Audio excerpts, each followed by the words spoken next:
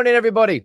How are we doing? Sam here, United People's TV. It feels a little bit calmer than it did yesterday, where it was kind of full tilt madness. But today we're going to be talking about, of course, Jim Ratcliffe meeting Erik Ten Hag for the first time at Carrington yesterday. Going to discuss reports that are coming out, not based on the conversation around what Ratcliffe said with Ten Hag, but more just a conversation around the position of Ten Hag in this new Man United power structure. We're going to speak about the latest on Dan Ashworth, continuing developments on that. And I'll be honest, quite exciting developments. Jadon Sancho to Dortmund is still going ahead. I'm going to be speaking about that. We're going to speak about what else? Michael Elise, a little bit more, but not too much more. I think that's more a conversation for the summer. But that's a conversation we can have this morning. And as always, you'll fire in your comments and your questions, and I'll answer as many as I can throughout the show. Who's here from the member gang? Let's have a look. Good morning to Ant. We've got Anthony, double Ant. We've got Brian, Nizam, Stu, Josh, Sue, Klein. We've got Kevin. Yes, I did just say your name. Paula, there you go. Jimmy. We've got Abhinav, Philip, Charlie B, and Innes. Who's here from Facebook? Wayne Richardson. We've got Louis King.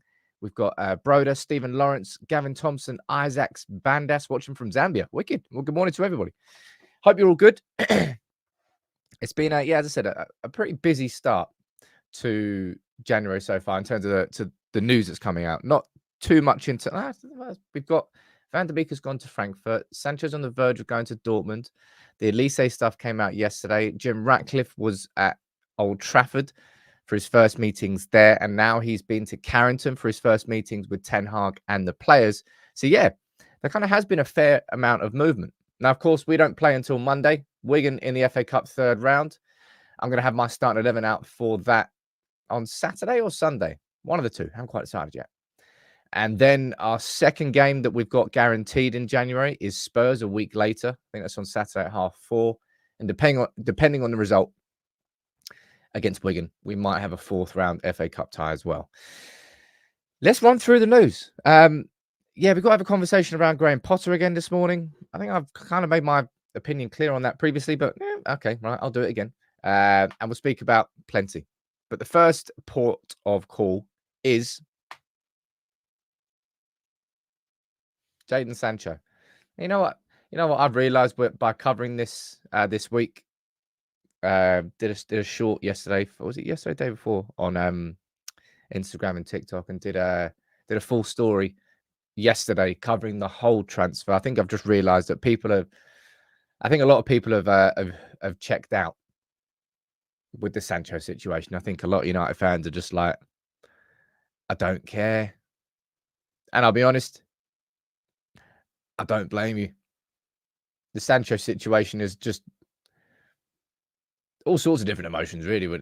If you go back to him getting that 3-month break and you thought, yeah, man, that's such a good move by Ten Hag, and then him coming back in and the excitement that there was about him coming back, replaced by frustration, replaced by disappointment, and then And I think that's kind of a fair way to describe it. It's a bit of a non-issue. I'll run through the latest news on Sancho's move. Let's go full screen so you can see this. Right. Reports from Germany saying, look, the only thing that is being negotiated now really is just the details of the loan. It's going to happen. Sancho, he's agreed. He's waiting for the final agreement between the clubs. And Dortmund wants Sancho to join up with the training camp that's going on in Marbella right now. You've got Simon Stone from the BBC saying, look, it's not quite done yet. Not quite done yet, but it's looking positive for all parties that it will be. And I think, well, let's see. Well, isn't it mad how, I don't know. Maybe I'm being slightly unfair to Fabrizio Romano. Man, this dude tweets. He must be the king of Twitter. Just literally tweeting that three minutes ago. So that's what is known in the industry as a non-update, but still an update. Henrik, stop talking about that prat. Dude, it's like a £70 million plus signing. That hasn't quite worked out at the club. I know it might be frustrating, but we have to talk about it. Soon it'll be done. By the way, I got a new new shave for Christmas. I haven't had a face like this since I was like 15. Feels a bit weird. New haircut too. Jeez. Bit of a jarhead look to be fair, actually. What else being said? Yeah, you've got reports coming from Germany saying, look, Sancho is hoping to join up with the Dortmund training team in Marbella on Friday. So let's find out. It could well be tomorrow that we get the announcement on the Sancho situation. And good riddance is unfortunately what I would describe it as now. I don't know how else you can describe it. The Athletic and Raphael Hernigstein have done an article on it this morning, and they're like this, look, basically explaining how over the last 2 to 3 months, the position from Dortmund on Sancho has completely changed. So if you would ask anybody in the sort of the higher ups at Dortmund about re-signing Sancho, they would, no chance, not at all. Then they've had a terrible run of form. Then the likes of, was it Malin and Adeyemi, I think in the article is saying that their forwards have only scored like 10 goals in 25 appearances. That'd be nice. United have done a lot worse than that. But because of their run of form, because of their misfiring forwards, and because, look at this, right? It's going to be so ridiculously risk-free for Dortmund to re-sign Sancho. If it doesn't work out, all Dortmund have done is pay a player 100 grand a week between January and June. It's just like having another player on the books, right? But if it does work out for Dortmund, he could well have an impact for the rest of this season in the Bundesliga. I think Dortmund still in the I think Dortmund is still in the Champions League. Didn't play. Yeah, that's right there. Champions League against PSV. Best case scenario for United now, right, is that Sancho goes there and absolutely crushes it. That does not mean that I would then want to see Jadon Sancho coming back to the club. But we, as a football club, it will. The only way we benefit from this, really, well, there's two ways we benefit from this. One, first of all, Sancho's not at Manchester United anymore, so there's no sort of disruption. There's no conversations. There's no, oh, look at Sancho over there eating canteen on his own from a plastic box. That's gone. So that's a positive. Second of all, if he nails it, then his value will increase. And Jadon Sancho will not, in my opinion, will not play a Manchester United game ever again. Well, Wolves are saying, does Dortmund want Anthony as well? A little bit of 2 for 1? No, I don't think they do. But yeah, I would expect there to just be a confirmation of a deal. Keith, you're saying that Sancho's not going to do sweet FA? Dude, Sancho at Dortmund was an extremely different beast compared to the Sancho that we had. Now, of course, at that time, Sancho was playing with Erling Haaland, was playing with Jude Bellingham. Bit of a different Dortmund team, sure. But as far as everything is concerned, it's all moving in the right direction. It's not quite done, but it will be done soon. Let me see what you're saying down here in the comments. Hope Ten Hag turns it around, but if he goes in the summer, then Sancho could return, says DP. Dude.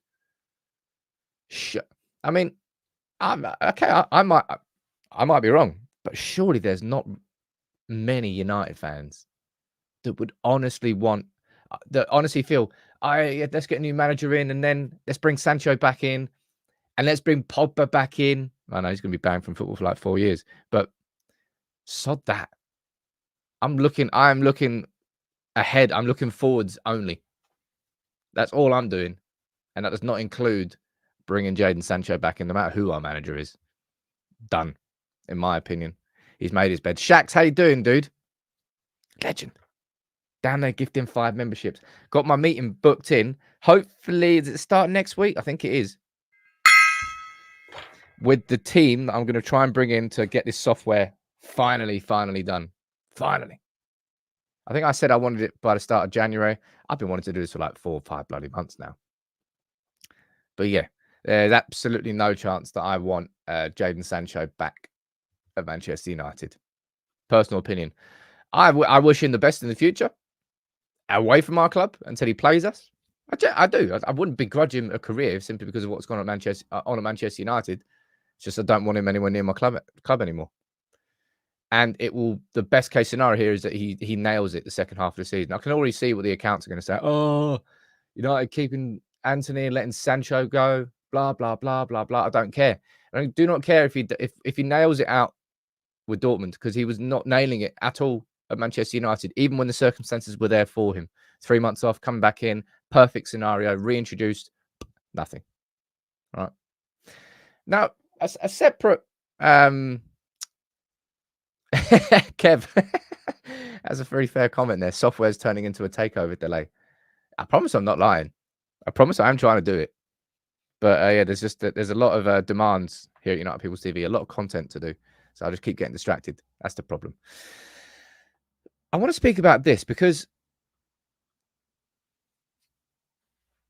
honestly, I find this situation like a little bit odd, right? So Andre Onana is going to be at Manchester United for the game against Spurs. Then probably that night, actually, and it's a 4:30 kickoff. Didn't even think about that. He's going to fly to the Africa. Was it in Ivory Coast this year? I think it is. Anyway, he's going to fly to the African Cup of Nations for Cameroon's game against Guinea the next day, which tells you a couple of things, right? Number one, Onana is definitely scared that he's going to be losing his first team spot to Bayindir, right? Otherwise, this wouldn't even be a conversation. And number two, Erik Ten Hag, well, probably both at the same time. He trusts Onana, but doesn't trust Bayindir. I don't know. It's a strange sight. Henrik, I don't know why you're flying in with a comment like that. Onana's a clown. I mean, after people, how does that make? Okay, I'm listening. How does that possibly make Onana a clown? Don't just shout something at me. Articulate an actual sentence and a response. It goes to show that he is fearful of losing his own spot, which probably shows you that he thinks that Bayindir's got the quality to sort of step into the shoes. Now, of course, it means that we will see Bayindir if we beat Wigan. If we beat Wigan in the third round, which of course Onana's going to be here for, maybe Bayindir will play against Wigan. Type yes or no in the comments, right? Do you think Bayindir will start in the FA Cup against Wigan? Because he didn't start in the League Cup against Crystal Palace when I thought he would. But maybe you'll start in the FA Cup. Let me see what you think in the comments. What are you saying down here? Like Ten Hag allowing this is disappointing, says in Kesey. Like, guys, his first choice goalkeeper is going out of his way to make sure that he is available for a Premier League game. What do you mean Ten Hag allowing this is disappointing?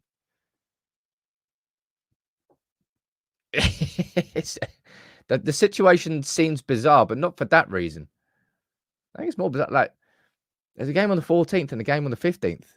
Man, like he really, really must fear for losing his position in that team. That's the thing that I find probably the most bizarre of it all. Otherwise, he wouldn't do this from an individual perspective. Akash, you're disagreeing. You're saying it represents diabolical man management. It's certainly going to, I don't know. Don't think it reflects well on the relationship between Bayindir and Ten Hag to this point. Because if you bring a goalkeeper in with the premise of being a second choice goalkeeper, you know, you're always going to have a first choice goalkeeper and a second choice goalkeeper. Then the second choice goalkeeper, I think, can reasonably expect that probably domestic cup games are going to be where you're going to get your opportunities. And depending on injuries and form, you step in to other places. So that's why I think, sure, like the FA Cup against Wigan. No offense, Wigan. Surely that's where Bayindir comes in. And if he doesn't, I mean, he really just is he'll just be on the bench until Onana's injured or suspended. Let me see what you're saying down here. Overwhelming majority of you don't think that Bayindir will start against Wigan. I don't know. I'll think about it in a little bit more detail before I do my starting 11. But yeah, Onana must be terrified to lose his spot. Someone mentioning Romero down there. Whew. Man, what a second choice he was. And 1 ton, look, that's another point. That's a point there, which I think is a fair one, which of course we don't know about, but we don't know how good or bad Bayindir's been in training. And maybe he's just not been. I don't know. I would doubt that. Has anybody ever talked about how Bayindir's playing in training? I don't know whether Ten Hag has actually mentioned that before. But Pirales, you've got a point there that a lot of people are going to say, what's the point in having a backup goalkeeper if you're never going to actually use him? Well, I hope we get to see him in the FA Cup games. That feels like a fair reflection of bringing someone to a club, of signing a player, and of giving him an opportunity in that sense. But yeah, Onana's going to be here for the Spurs game. And if he puts in a blinder, everybody's going to be like, wow, that's incredible. I'm so glad Onana stayed. If he puts in a stinker, it is going to be the complete opposite. But let me see that. A couple more questions down here. Tom Heaton, people have mentioned. Nah, man. Tom Heaton was sat up in the stands next to Dave Brailsford and Fergie for the game against Villa, I think. He's third choice now. Right, let's move on to the next talking point. Yeah, I know that move on to the next talking point. I'm still answering questions. I know that I felt that the League Cup game against Palace was where we would see Bayindir, and we didn't. But that was at a time where Onana was kind of going through the phases and he needed form and confidence, and Ten Hag clearly saw more value in helping Onana get his confidence back rather than the other way around. And I think only maybe 3 goalkeepers have prevented more goals this year in the Premier League, I think. Onana's form, largely the overwhelming majority of his mistakes have all come in the Champions League. And he definitely did cost us in the Champions League. Has been better in the Premier League, but still not really for the reasons that I thought he was going to be better. I was expecting him to be the keeper who could soak up the pressure, the keeper who could just find those lovely little 15, 20-yard dinked passes over the first press that really sort of reduced the pressure on our team. Don't think he's been good enough at those. There are a swathe of things that he can improve in. And let's be honest,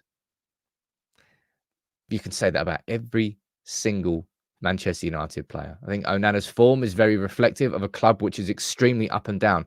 I think I read this stat the other day, and this will make you upset. Not upset, just make you laugh. How many times this season do you think Manchester United have followed a victory with a defeat? So how many times have United won a game this season and then lost the next one? Answers on a postcard. Saw this in an article the other day and I was like, what? I think the second most is 4, I think. Someone got it there straight away. Who was it? Sandman. 7 times.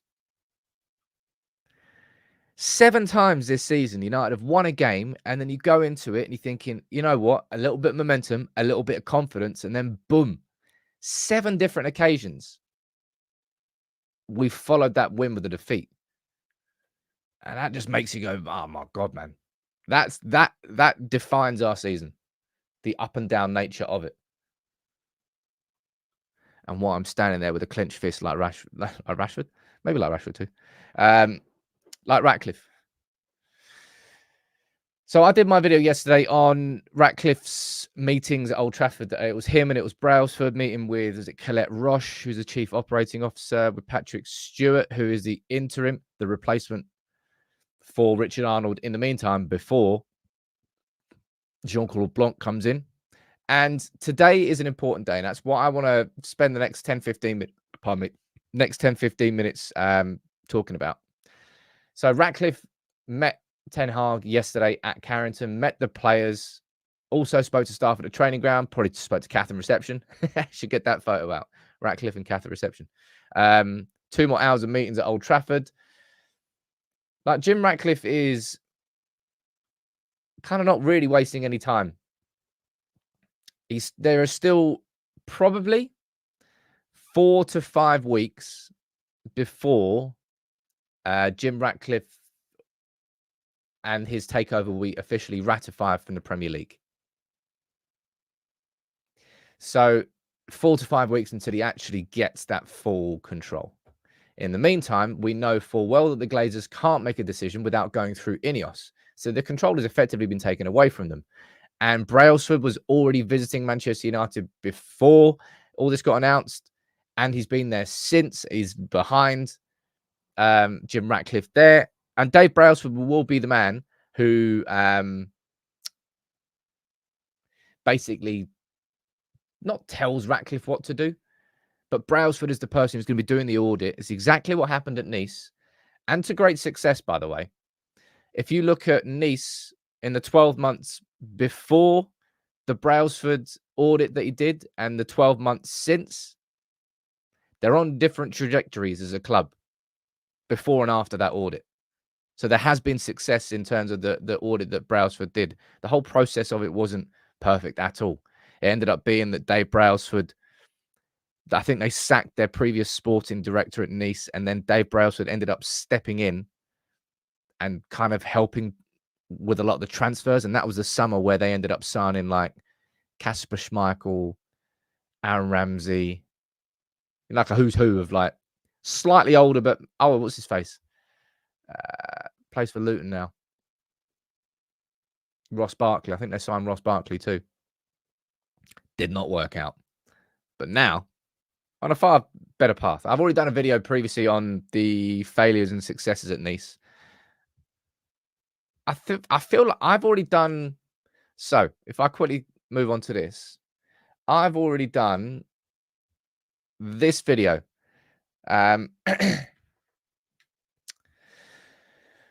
This video on Jean-Claude Blanc. It's sort of like the sort of deep dives that I really am going to be bringing more of to United People's TV. There's going to be plans, by the way, to do one of these a week from now on. And these are like the real high quality videos, really researched, different sort of vibe to everything you see on United People's TV. And these are the sorts of videos I'm really proud of. Now, the Jean-Claude Blanc one has gone out, and I will be doing one. I'll speak about it in a little bit more detail soon on Dan Ashworth. That's going to be going out, hopefully, within the next few days. Within the next few days. That's the plan. And then on top of that, going to hopefully do one on Paul Mitchell next week. And with everything that's going on right now with the takeover, United fans are sort of starved of information. Or not starved of information, but they want more information. And that's what I'm going to be doing with these videos. Can I just say here, I think, let me just quickly check that there. DK works. Donkey Kong. Big up Donkey Kong. My man, he gifted 10 memberships. What a hero. What a legend. Siam, you're saying he's a legend. He is indeed. Carl, you're saying it too. Mate, I'm saying it as well. Let's get the gong out. Need to move that. The gong swing is back. There we go. That's what I'm talking about. Big up to you, my man. Thank you. But look, I want to speak about this, right? I want to speak about an article that came out from ESPN yesterday. Okay? Around Ten Hag. Right, little tiny update on Sancho from Fabrizio Romano.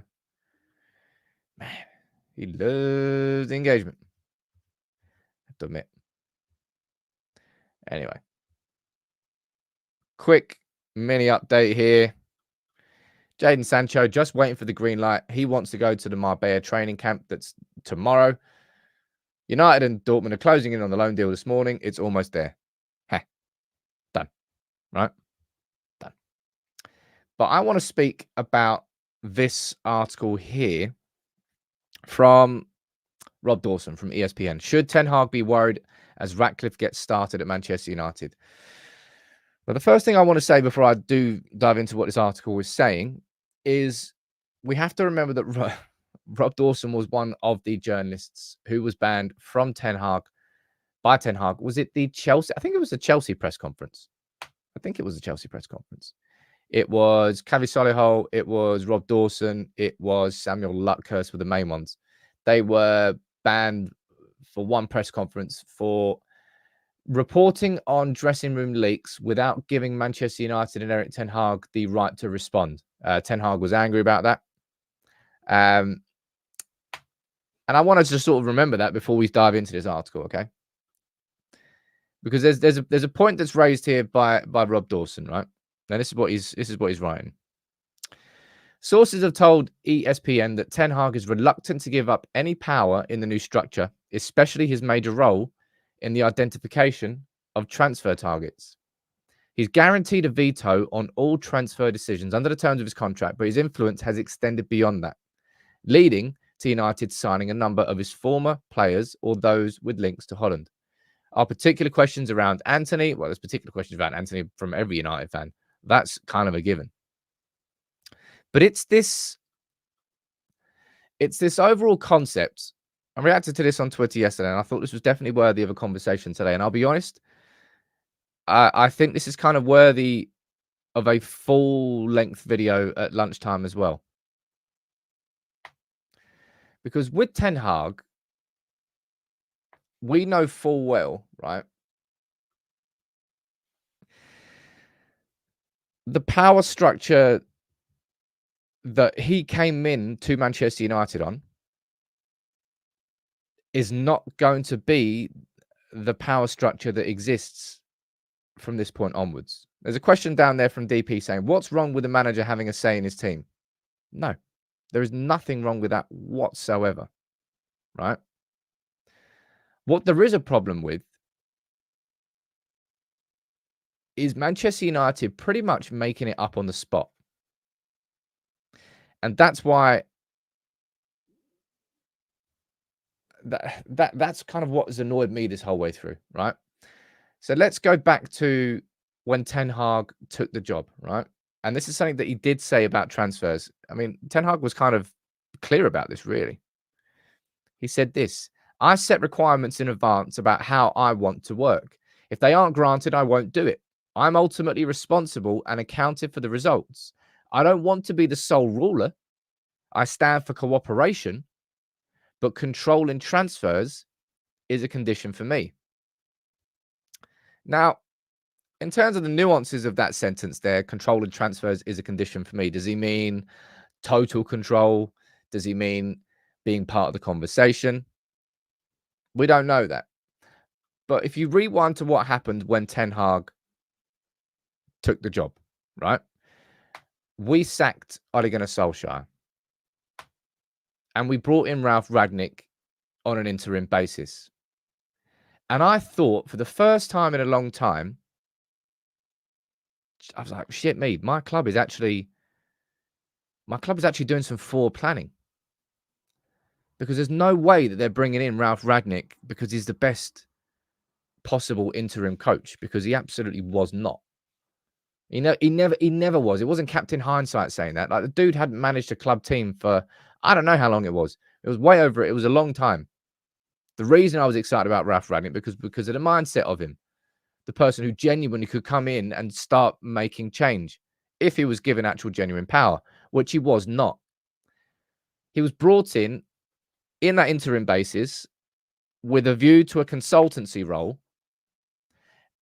And Man United started planning towards Ten Hag. And I'm thinking there's actually forward planning and consistency here. They're building on something. They're thinking more than a week ahead for the first time in how long? And then Ten Hag comes in and basically says this. He wants control. So what did Manchester United do? Anything that John Murtough was working towards, he just decided to go, just ripped it up, ripped up the contract for Ragnick, ripped up any sort of consultancy role, threw it out the window and said, all right, Erik, because we want you that badly, we'll let you dictate what terms you want to come in on. So Man United's footballing director didn't direct any sort of football. It was Ten Hag who told him, this is how I want it to be. And I'm not going to take the job unless you give it to me. And he got given it. That won't exist in this new structure. Ten Hag there saying, look, I don't want to be the sole ruler. I stand for cooperation. For him to work in that, Walsall, you put it's kind of a fair point there. The tail wagging the dog is a pretty fair and apt way to describe that. For Ten Hag to work in the new Manchester United, which is beginning to emerge, he'll have to go back into a position like he was at Ajax, and in which it worked perfectly. Van der Sar as I think he's CEO. I think he was CEO at Ajax. Then you had Overmars, who was sort of the football director per se. And then you had Erik Ten Hag, who was the coach, who oversaw the growth through the academy teams and the players coming through and the pathway to the first team. And no doubt Ten Hag was involved in transfers. But like I've explained to you before, Ten Hag, not just Ten Hag, in fact, just any Manchester United manager going forward in this new INEOS setup, they should be involved in the first 10% of a transfer. These are the players that I'm looking for. This is where I want my team to be. And this is how I want us to start playing. And these are the players I think we need for that. Ten Hag shouldn't be speaking about names. He should be speaking about profiles. I need a right winger who naturally can cut on the outside of a man, whose instincts are to cross and to drive towards the byline. That's the sort of player I need. All right, good. Then the recruitment team goes out and does their research and they identify all the different targets that fit that profile. It shouldn't be Ten Hag going there and saying, I want to sign Anthony, which is at that point in time when we didn't have a structure in place. That's all we had. And we had to follow the manager's instincts and hope that he was right, because we did not have anybody in our club who was capable of making those decisions. But that is about to change. And that is why Ten Hag's position of control, overall control, as I said, doesn't say total control of transfers. And I think that's got to be part of one of the big conversations. I doubt that's the sort of thing you have in the first time that, let's be honest, the first conversation that Ratcliffe has with Ten Hag is not going to be around about. It's not going to be about that. It's going to be about how's it been these last 18 months? What's going right for you? What's the environment like? It's going to be the main top level conversations rather than, oh, this is how much control you can have in transfers. I'm going to see what you're saying down here in the comments. I think my question to you is, do you think that Ten Hag will have a problem moving back into a structure which more reflects what Ajax was, rather than the structure which has existed at Manchester United since he's taken over as manager? Because the only reason that structure has existed at Manchester United is because we haven't had the people in place for an Ajax structure. If we had, they would have been there from the very beginning. I'm interested to know what you think about it. Right, there's a couple of super chats. Let me read these out. Abinavi, as I said, that's why I did that as a bit of a caveat before we had the conversation. I think it's worthy to have a conversation around this. But yeah, that's why I threw that out there. Rapid Ash, you're saying Ten Hag says it must be in control of transfers. He didn't say it must be 100% of his control. That's what I said. We don't know how far that control goes. Because I think a manager should have control over whether a club signs a player or not. No manager should ever cut, like Donny van der Beek.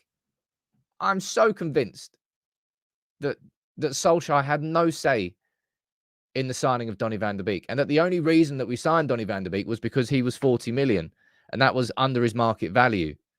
I've not seen anything or heard anything from anybody that sort of makes me think differently to that. So I wouldn't want my club to make any. It's like loads of I don't know. Look at Thomas Tuchel at Chelsea. So many signings made over the manager's head, and that was a big reason why it didn't really work with Mourinho towards the end, because Woodward decided that he knew more than Jose Mourinho and what was right and what was wrong, and he was undermined, and then all went downhill from there. I'm going to go down and read some of your comments. Gavin, you think he'll be happy with it? Paulie is saying he might find it difficult, but he'll have to adjust. Chris is saying, let's be truthful, there is no structure at United. No, there has been no structure at United.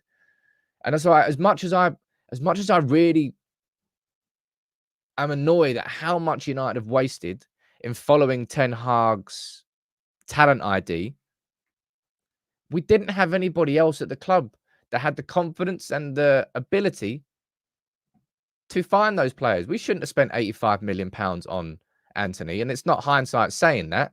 We should easily, as a football club of our size and stature, been able to find 2 to 3 players on the market, right wingers, who were 40 million, there or thereabouts.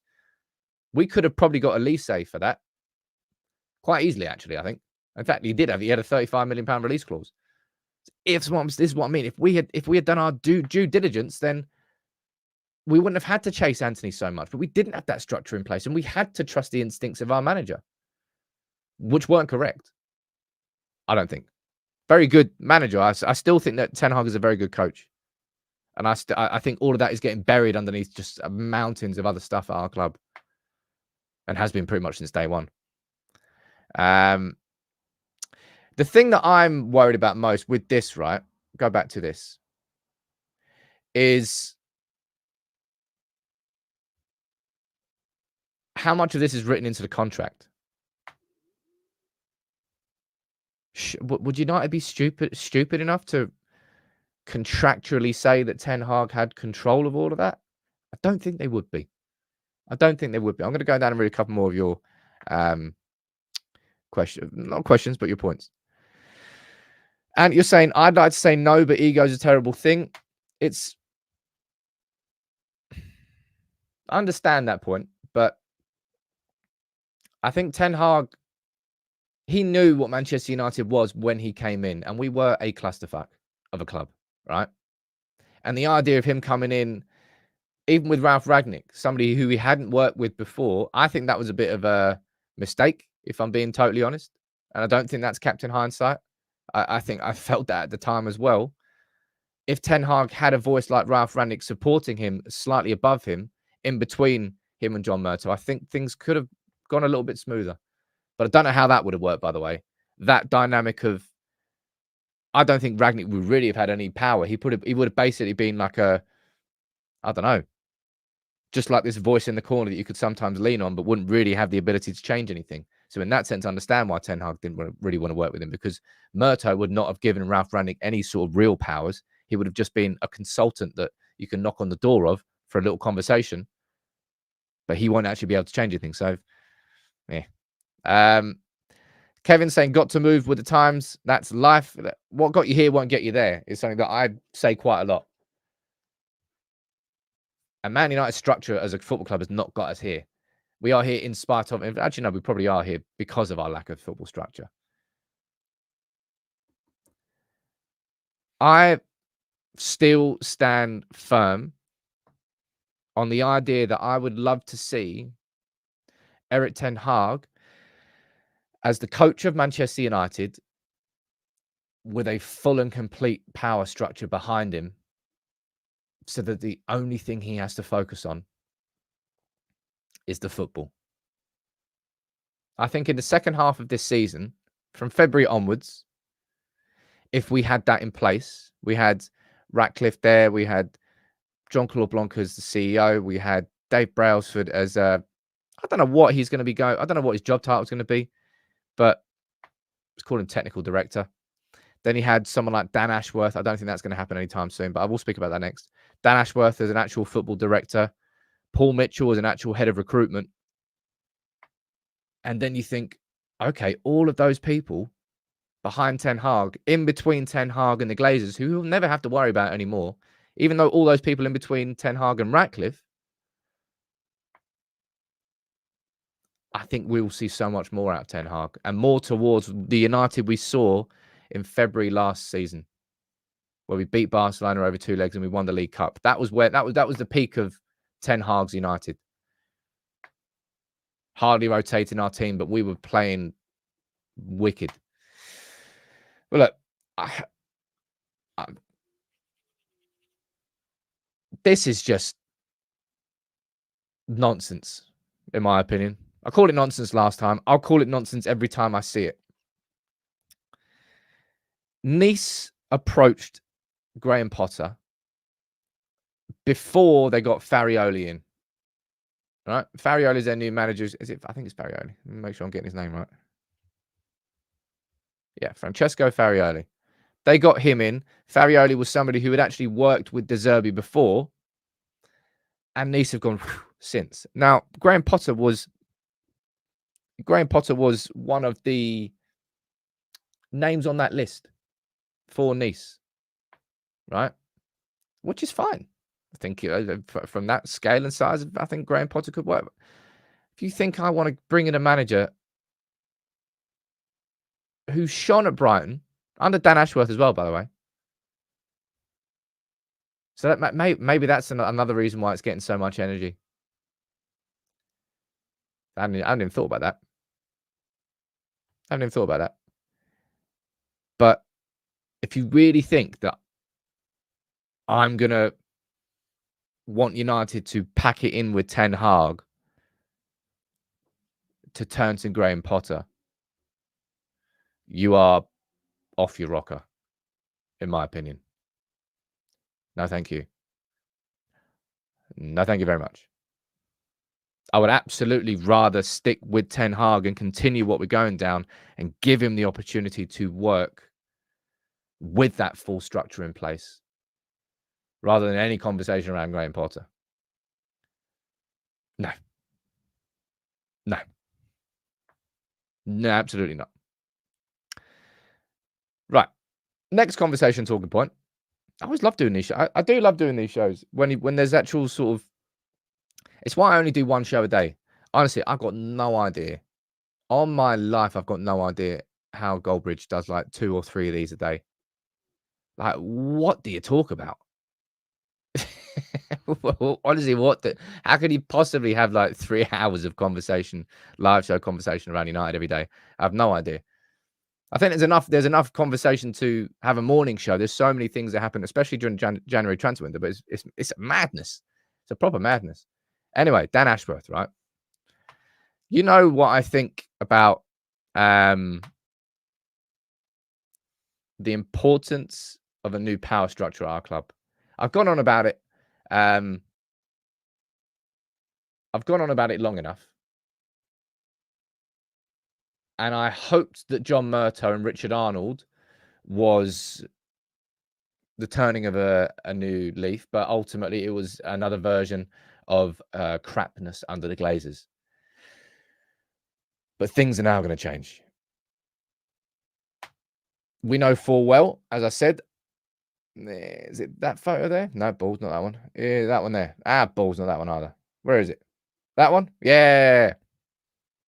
Jean-Claude Blanc. I've already done my in-depth video on Jean-Claude Blanc. And there will be a similar video coming out on Dan Ashworth soon. And honestly, the more research I do on Dan Ashworth, the more I read about Dan Ashworth, the more I want Dan Ashworth. Really, you'll enjoy the video. I think you'll enjoy the video. In the same way that you can look at Jean-Claude Blanc as a man who really has experience of modernizing massive clubs, going to Juve during their financial scandal and the concept of the stadium. I don't know whether the stadium was completely his concept, but he was the one who executed the actual delivery of said stadium.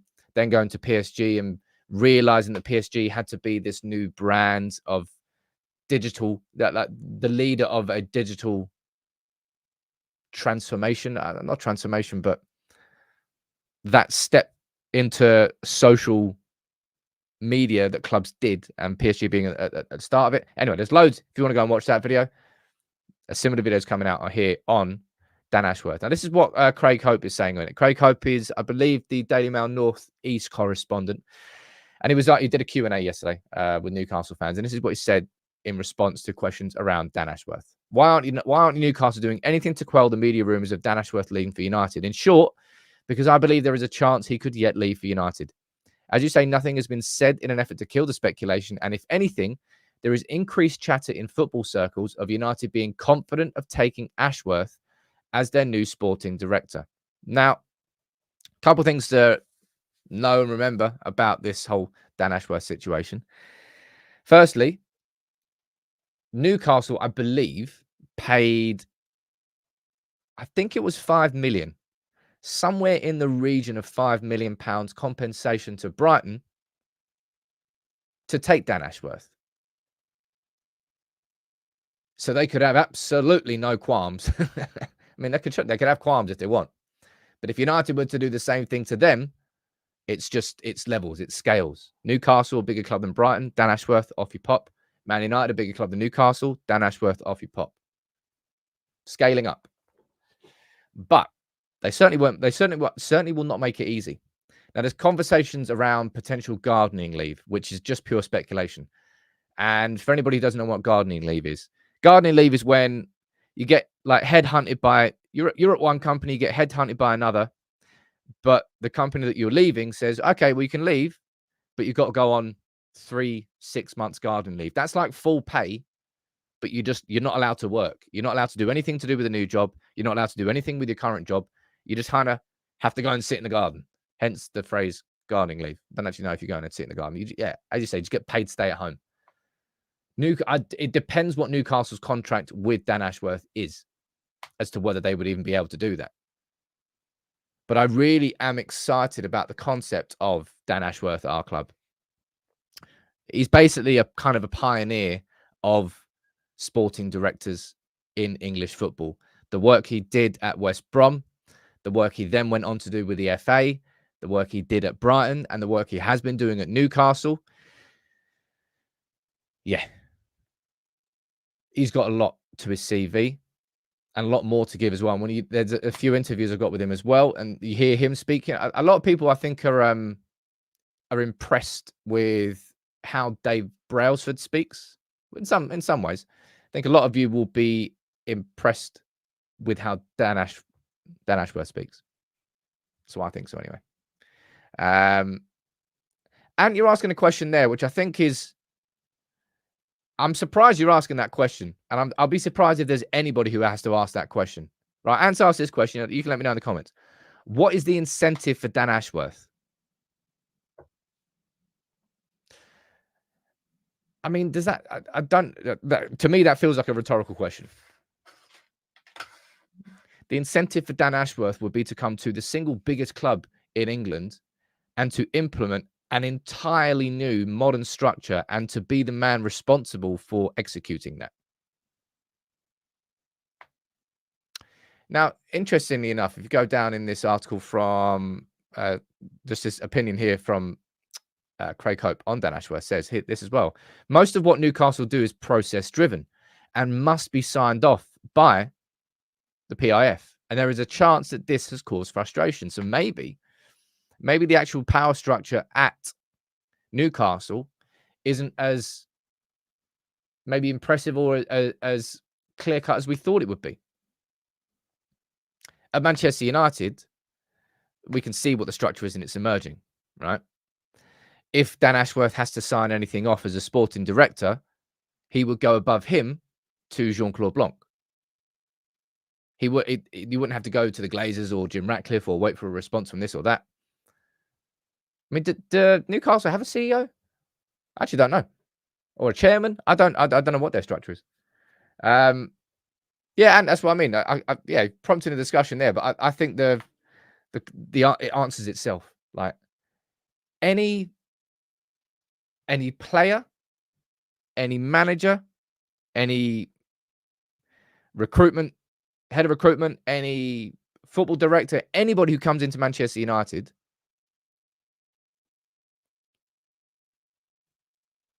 they can be responsible for taking the biggest club in England and one of the 3 biggest clubs in the world back to the top table.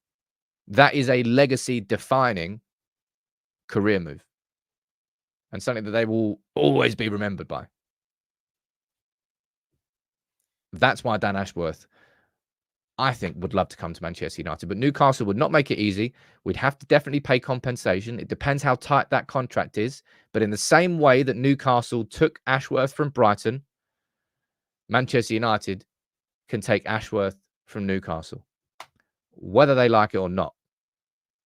It just depends how expensive it would be, how difficult it would be, and how long it would take. That's why I've always said that replacing Richard Arnold as CEO was a simpler process than getting our new sporting director in. Paul Mitchell would be simpler as a head of recruitment because I think he's out of work already. Jonathan saying give them Martial for compensation. Yeah, so not a bad shout. James, you're asking about Garney and Levy. I don't know. They may well have to. He may well have to, but we don't know that. We can only speculate on that. Oh man, JC. Legends on the channel. There's 25 of you now. I always do this. I'll do this once every single day now because I'm putting me and Joe and all the other mods. Chris, big up to you. Alex, big up to you. Everybody who's helping make the Discord what it is, please come and join in. The conversation in general every day is flowing. We've got new daily updates on all the transfers in the transfer news section. We've launched a new United news section where you can keep on top of all this. The news that I cover here, you'll be able to read the articles in full on there. Yeah, I'd really, there's so many new things. The Q&As are going to be starting again soon as well. We've already got the arms, which opens once, well, for every match day, half an hour before. The Discord is getting better and better every single week. So come and join. But yeah, Dan Ashworth. Oh yeah, JC. Forgot, man. You just gifted 10 memberships. Gong. JC, you just written a comment there, right? I found this quite interesting. The rise and fall of United. Look, I want to do a video. I can't do it yet because it's just such a big video. I know what the title is. It's like the hardest job in football. And for it to be like a narrated story of Manchester United post Fergie and the ups and the downs and the ins and the outs, it's a huge video. The scale of it is unreal. But those sorts of ideas and videos are something that I want to be doing more of. This year, 2024, is the year of quality on United People's TV. I think we've got the quantity right. We've got our live shows every day, our main videos that go out in the afternoon, and we've got the short videos, and we've got the podcast. I don't think we need any more quantity. I think what we need to do is improve the quality of what we currently do. So that's what I'm going to be doing. And this deep dive video that's going to be coming out, hopefully in the next few days. I'm aiming for Monday at the latest, because I think people need this information now.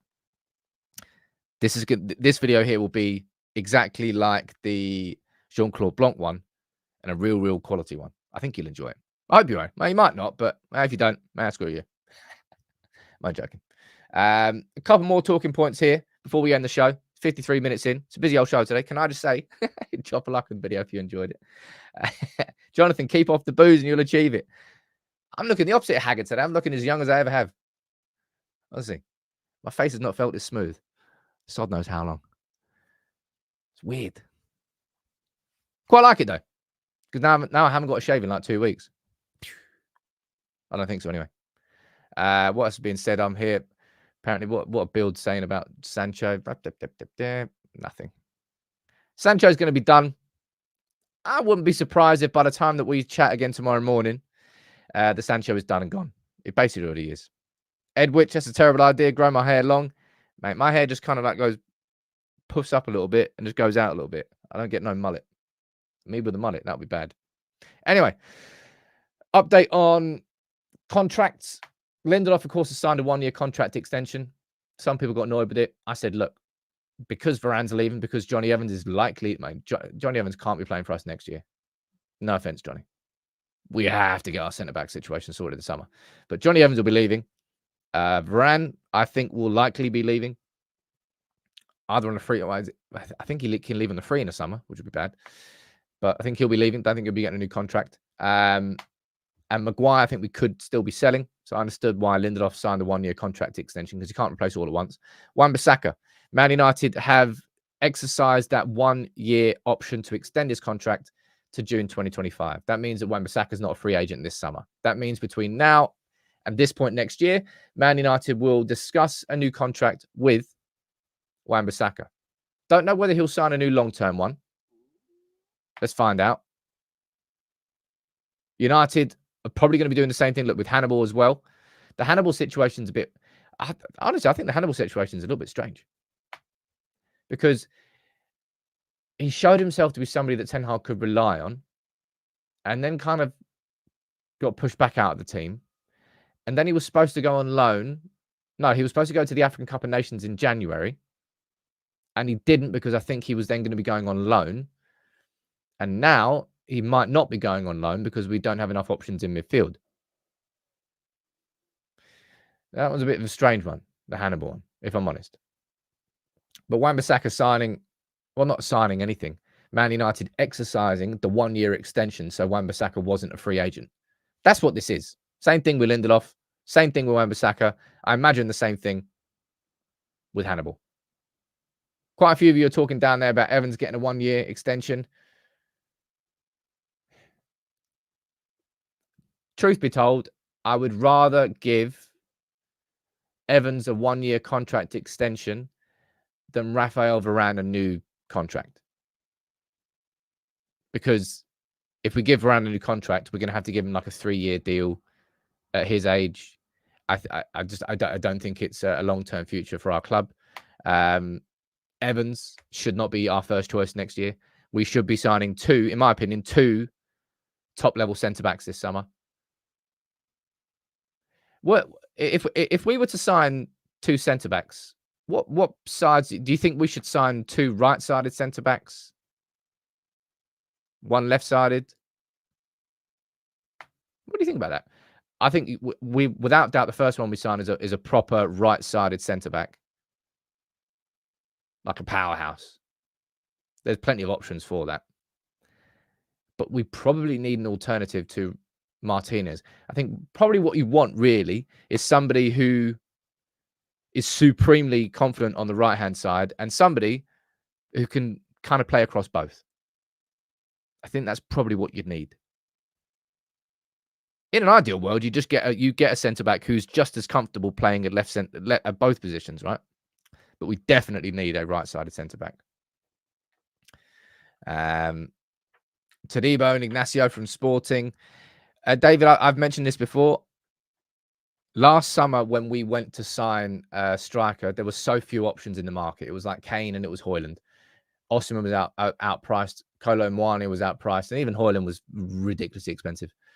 But this summer, with centre-backs, we will not struggle to sign a top-quality centre-back. It's about identifying the exact right one for us because there are so many good ones available. I think Branthwaite would be available from Everton. I think Ignacio would be available from Sporting. Diamande would be available from Sporting. Is it Antonio Silva be available from Benfica? Todibo would be available from Nice. That's 5 I've just named off the top of my head, right? And they're all going to be available. And not every club will need the centre-back in the way that we need centre-back. So we won't be going toe-to-toe with City to try and sign one. Maybe Liverpool. They could probably be signing one. But we will sign centre-backs this summer. I'm excited for it. We need them. We absolutely need them. Speaking of centre-backs, look at that for a segue. This will cheer you up towards the end of the show. That is Martinez, my man right there, back in full training with the team ahead of the game against Wigan. I don't think we're going to be seeing him against Wigan. I think to reintroduce Martinez and his first game back against Spurs would be risky. But Casemiro's there, and so is Martinez. And as soon as they're both back fit, man, they are both straight in my starting 11. I would love to see I think on paper, if all of our players are fit, I think the most balanced midfield that we could possibly offer would be Kobbie Mainoo, Casemiro, and Bruno Fernandes. That strikes me as the most balanced midfield that we could do. None of this too hyper-aggressive number 8 systems. Or maybe it is like, maybe Mainoo would sit slightly deeper. I don't think it would be. I think it would be Casemiro sitting slightly deeper, and then Mainoo would have the ability to sort of run around a bit more. It wouldn't be that Casemiro would have to cover all that space on his own, but Kobbie would be far better at covering that space in behind him. And you say it's lacking pace. Dude, we are working with what we've got in this team. We're talking about the best available that we have in this squad, not what they are missing. Jonathan saying, where's Mason Mount? I don't know, actually. I don't know. I thought he was back in training. I think we'll probably see Mason Mount against Wigan. I think he's been training for a little bit longer than both of them. But anyway,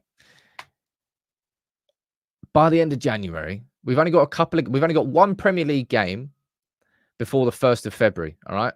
We've got nearly a full month here, mid-season, where players can get their fitness back. It is a proper little winter break from the league, and we need that. Hopefully by that time, I think we play Wolves on the 1st of Feb. By the time Wolves comes around, we should have a fully fit Martinez, a fully fit Casemiro, a fully fit Mason Mount, and a team which is well rested and ready for the second part of this season. And at that time, we should have the Ratcliffe takeover being on the verge of being properly announced. Well, already announced, but actually ratified. But look, that's a busy old show today. I need a drink now. I need a drink of water. Right, I'm not crazy. Good to see those back in training. Sancho, he will be completing his move to Dortmund, I expect, in the next 24 hours. I hope by the time that we speak on Friday at 10 a.m., it's done and dusted. We can move on from that conversation. I feel like I might be doing my lunchtime video today on this sort of conversation around Ten Hag's position and Ten Hag's control and how he's going to have to accept a different structure and how that's not a bad thing and how he's done it before. That's what I want to do for my lunchtime video today. All right. I think anyway, we'll find out. Dan Ashworth is going to be a big video coming out in the next few days. Thank you everyone who tuned in. Can I say a big shout out to JC, DK and Shax, all of you gifted memberships today. Legends of the channel. Drop a like on the video. I'll see you tomorrow.